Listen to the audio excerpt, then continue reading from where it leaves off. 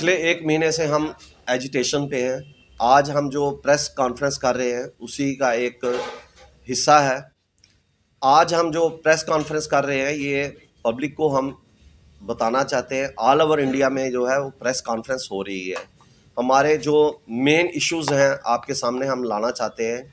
हम चाहते हैं कि एक तो एडिक्वेट रिक्रूटमेंट होनी चाहिए, ऑल जो हमारे वो कैडर्स हैं। दूसरा जो हमारे डेली वेजर्स हैं उनको 10 साल से ज़्यादा पीरियड से हैं उनको रेगुलराइज करना चाहिए। दूसरी हमारी 5 डेज़ बैंकिंग की जो है डिमांड है, 1 साल से पहले की जो है आईबीए ने उनको डीएफएस में भेज दिया है और आज तक गवर्नमेंट जो है वो डिसीजन नहीं ले सकी। वेयर एज के other departments, IT sector, DFS, even LIC, GIC, सभी जगह जो है ये 5 डेज़ बैंकिंग है। तो हम ये चाहते हैं कि बैंक्स में भी 5 डेज़ बैंकिंग होनी चाहिए।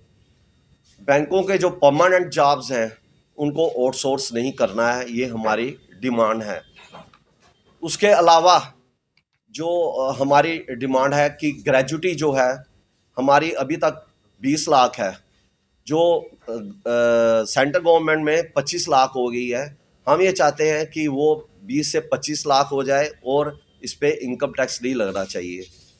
इसके अलावा हम ये चाहते हैं कि जो कंसेशंस वेलफेयर में इन्होंने बैंक एम्प्लॉइज़ को दी है और जो कम रेट इंटरेस्ट पे जो हाउसिंग लोन दिए हैं या कुछ और दिए हैं, जो इनका इनकम टैक्स अब ये बैंक वाले काट रहे हैं, ये बैंक को ही जो है बियर करना चाहिए। अदरवाइज इन वेलफेयर स्कीम का कोई फ़ायदा नहीं है।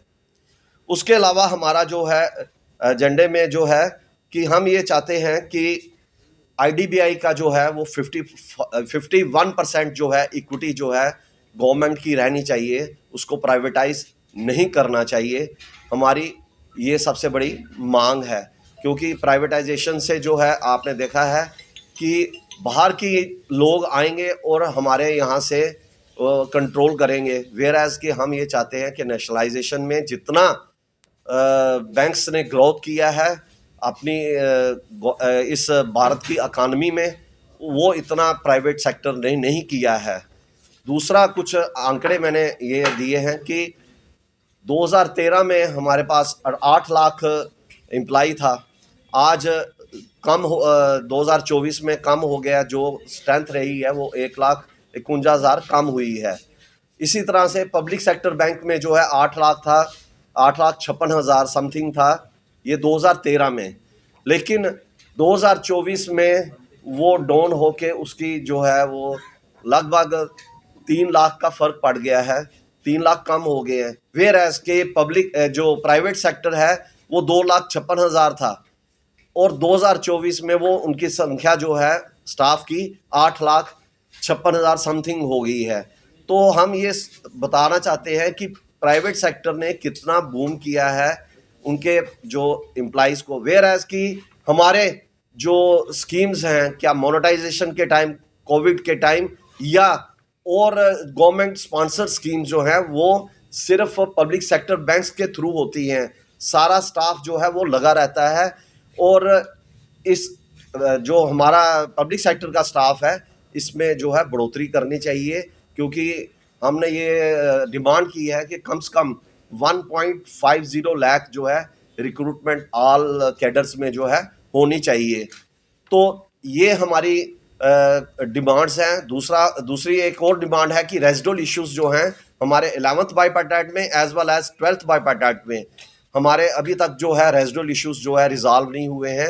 अभी 13 को हमारी जो है मुंबई में यूएफबीयू और आईबीए के साथ मीटिंग थी, लेकिन वो विफल रही, कोई भी जो है इसमें हल नहीं निकला है।